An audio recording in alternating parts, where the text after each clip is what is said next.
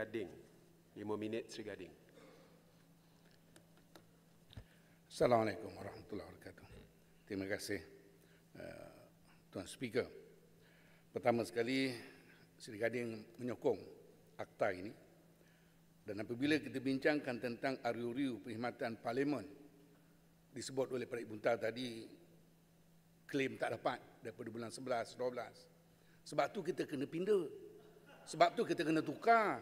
Daripada diuruskan keuangan oleh pihak lain, maka diuruskan oleh pihak Parlimen ini sendiri.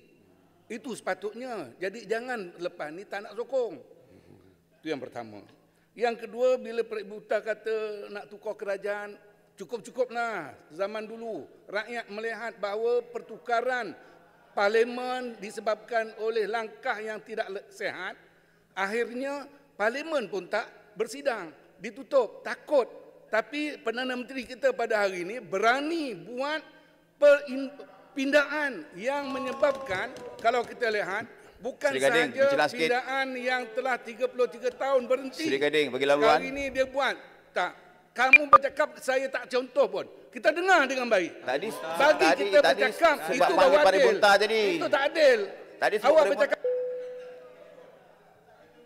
Saya nak tanya je. Sekejap. Nak tanya tak boleh? Sekejap. Semua YB Pada Buntar. Tadi Sri Gading tak bagi, jadi sila duduk. Sila teruskan, Sri Gading. Kalau tak nak Duduk.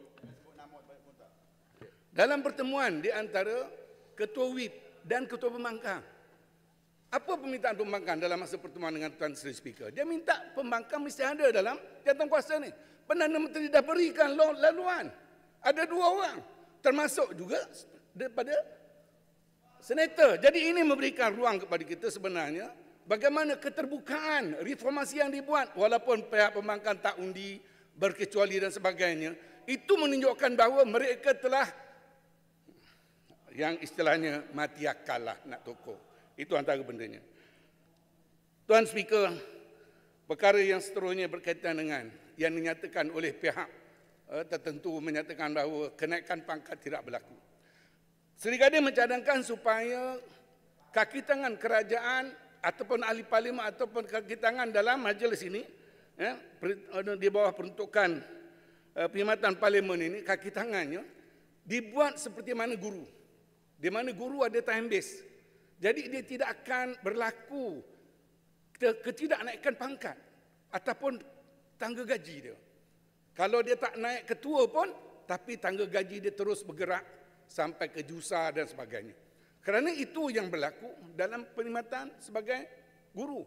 Jadi kita harapkan bahawa perkhidmatan parlimen ini juga kaki tangannya time base dia akan terus naik bergerak. Itu yang pertama. Yang kedua, kalau kita lihat bahawa ada pandangan yang menyatakan seolah-olahnya pegawai-pegawai ini tak boleh nak pindah dan sebagainya. Kita perlu faham, bila mereka meminta pekerjaan, sebagaimana orang minta jadi cikgu, orang minta jadi tentera, dia ada tempoh dia ada minat, dan bila dia berminat, dia akan terus berusaha ke arah itu.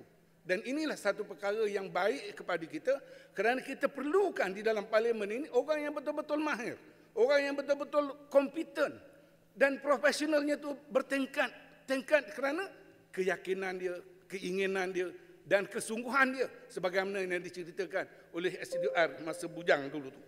Jadi inilah antara perkara yang pada saya, pertama tadi tentang kenaikan, yang kedua tentang pegawai, persaraan dan sebagainya, perlulah kita pertimbangkan dalam peraturan-peraturan yang akan datang. Sebagaimana kalau kita lihat tentang keuangan pada hari ini, jawatankuasa pilihan khas. Saya duduk dalam jawatankuasa pilihan khas antarabangsa, perdagangan antarabangsa. Nama jawatankuasa antarabangsa.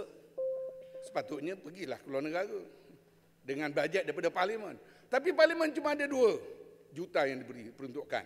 Dia nak dibagikan pada 10 jawatankuasa. Mana munasabahnya 200,000 nak pergi luar negara. Jadi peruntukan-peruntukan ini perlu kepada jawatankuasa pilihan khas. Bukan saja untuk melihat negara luar dan sebagainya, Tetapi pada waktu yang sama, jawatankuasa ini perlukan penyelidik, pegawai penyelidik yang akan diuruskan oleh parlimen itu sendiri. Sekurang-kurangnya kalau contoh 10 jawatankuasa, berapa orang yang perlu untuk pegawai penyelidik supaya kita betul-betul dapat membantu bukan sahaja parlimen tetapi kerajaan. Kerana dalam jawatankuasa pilihan adalah terdiri daripada pembangkang dan juga ahli parlimen di perangkat kerajaan. Dan ini usaha yang terbaik di mana walaupun dikatakan tidak ada reformasi, tapi yang saya yakin dan percaya orang di sebelah sana dia mati akal untuk menyokong perpindahan ini yang membawa kepada kebaikan kepada negara dan kepada rakyat seluruhnya. Sekian, terima kasih. Seri Gading menyokong.